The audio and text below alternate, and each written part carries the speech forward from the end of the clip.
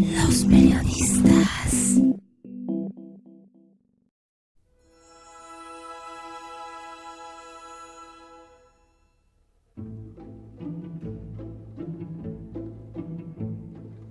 Entre el placer y el pesar hay una línea confusa que traspasa a aquel que abusa y sufre en vez de gozar.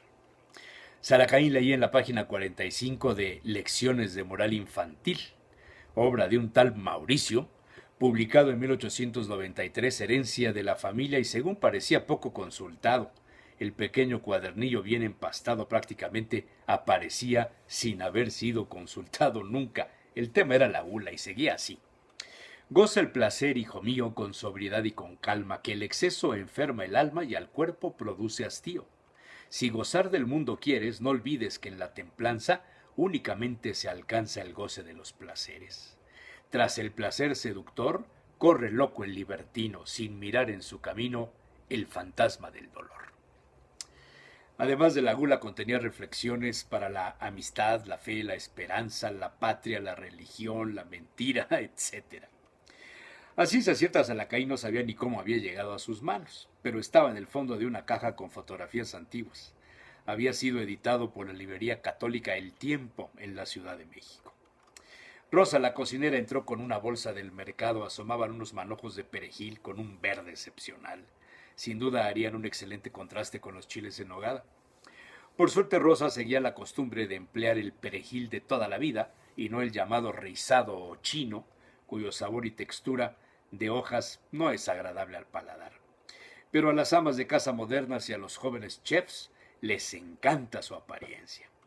El sabio comensal, el tradicional, siempre hacía a un lado ese adorno del perejil. En cambio, el perejil de Macedonia, así llamado, con hojas puntiagudas, se mezclaba perfectamente bien con los guisos y salsas y aderezado con la nogada. El picadillo y por supuesto el chile del tiempo era verdaderamente sabroso.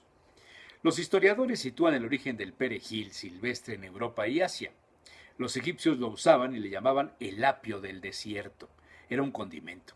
En el conjunto de reglas sobre el cultivo de los campos del siglo VI del Imperio Bizantino llamado Geopónica, una especie de enciclopedia medieval, se recomendaba sembrar en febrero el eneldo, la ruda, brócoli, cilantro, repollo, zanahorias, lechugas, remolachas, puerros, judías verdes, ajos y el perejil.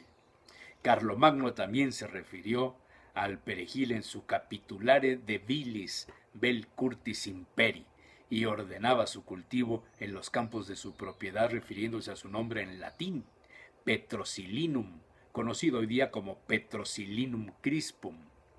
En términos generales, se recomendaba en los diversos recetarios antiguos para resaltar el sabor de los alimentos a manera ciertamente de un condimento. Algunas tradiciones y leyendas situaron al perejil en un papel importante y por ello se aconsejaba cultivarlo en mayo, según el refrán popular. Si quieres tener perejil todo el año, siémbralo en mayo. El pueblo judío tenía una costumbre para romper el ayuno al atardecer de las fiestas sagradas. Consistía en preparar un plato de gallina y huevos duros con perejil. En el compendio Le Trésor de la Santé se dedica un espacio al consumo y las costumbres para preparar las ostras. El texto recordado por Salacaín decía así: son difíciles de digerir. Si se comen crudas con su agua al modo de los antiguos, ya que tienen la carne muy blanda, alimentan poco, producen un jugo crudo, húmedo y difícil de digerir. Es preferible cocerlas con la concha sobre las brasas del carbón, con mantequilla y pimienta en polvo. Su jugo salado las hace de difícil digestión. Es mejor comerlas hervidas con ingredientes paliativos.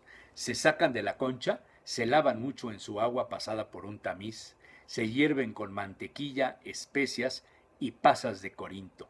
A mitad de la cocción se añade finamente picados mejorana, tomillo, ajedrea con cebolla, azafrán, agraz y perejil. En la Edad Media, entre los siglos XV y XVIII, la dieta de los campesinos empleaba plantas aromáticas propias de cada región, la región donde vivían. 3 de ellas se consumían unidas y les llamaban triaca, cebollas, puerro y ajo. y añadían también plantas aromáticas como la menta, el hisopo y el perejil. Este compuesto incluso figuró en las cocinas de la aristocracia según se relata.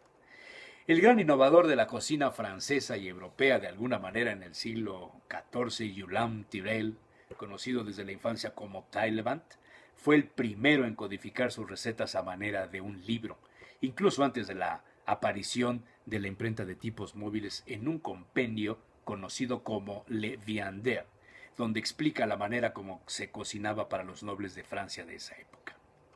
Entre otras recomendaciones de Taillevent había una para cocinar las carnes rojas y decía así: ponerla a cocer en agua y sal. Si está fresca, poner perejil, salvia, hisopo y comerla con ajos blancos o con agraz o salada y con mostaza.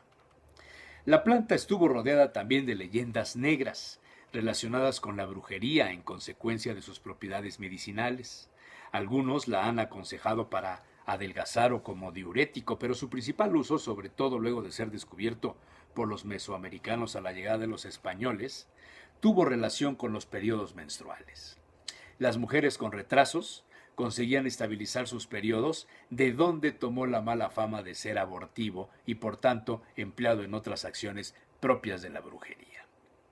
Salacaín recordaba cómo de niño alguna vez tropezó con un frasco colocado en el quicio de la puerta de un tendajón. Se volteó al frasco y se rompió.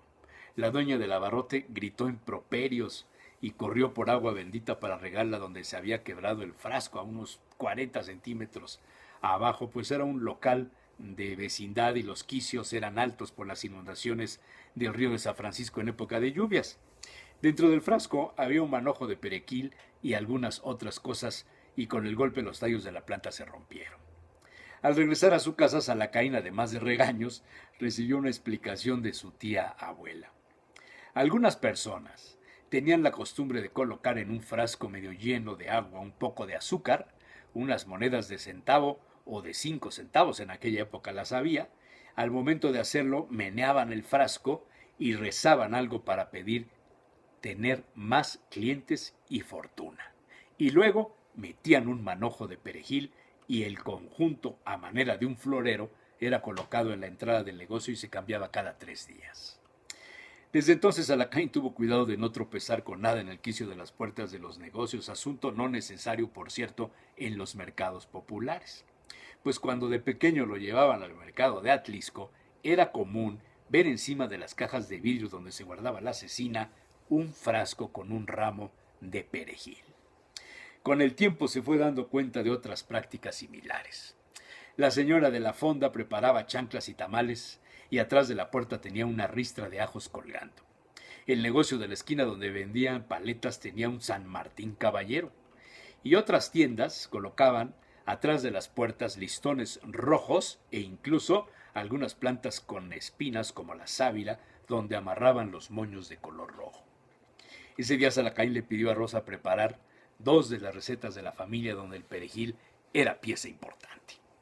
Los fideos de la tía abuela se hacían con chiribías, nabos, puerros, cebolla y raíces de perejil, de Macedonia, la variedad preferida por las tías. El corte era muy importante. Una vez frito todo, se agregaba agua y se iniciaba el hervor. Luego se añadían los fideos. Segundos después se espumaba con sumo cuidado para no maltratarlos, un poco de sal y pimienta para dar un toque final al sazón. Algunas veces los fideos, muy blancos de origen, tomaban el verdor del perejil. Y la otra receta era una salsa donde el ajo danzaba en el molcajete con el perejil. Las tonalidades adquiridas eran hermosas, un poco de sal y migajón, de pan mojado en una mezcla secreta, un toque de especias y aceite de oliva completaban la salsa elaborada tan solo en unos minutos. Era ideal para acompañar cualquier taco de longaniza, de carne, de cecina o simplemente para acompañar un buen plato de frijoles aguados. De olla, claro está.